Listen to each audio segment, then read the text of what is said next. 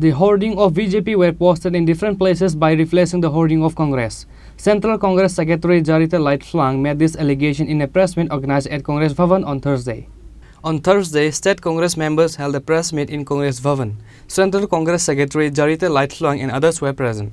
Speaking at the press meet, Central Congress Secretary Jarita Lightflang put an allegation against the state BJP, saying that hoardings of BJP were posted in different places by replacing the hoarding of Congress illegally.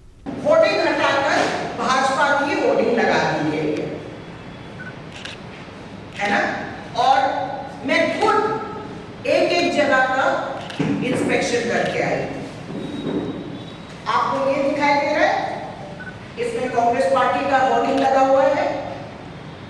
आप दूसरे paper में देखिए, हर जगह में उन्होंने हटाकर बस एक ही भगवा रंग का होर्डिंग लगाया।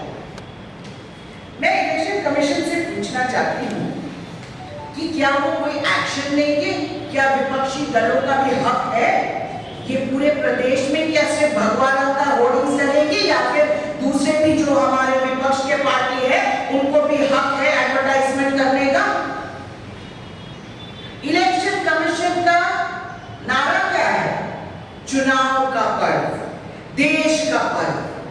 पर मैं आप सबको ये कहना चाहती हूं कि चुनाव के पर्व के नाम पर ये लोकतंत्र का हत्या कर रहे हैं।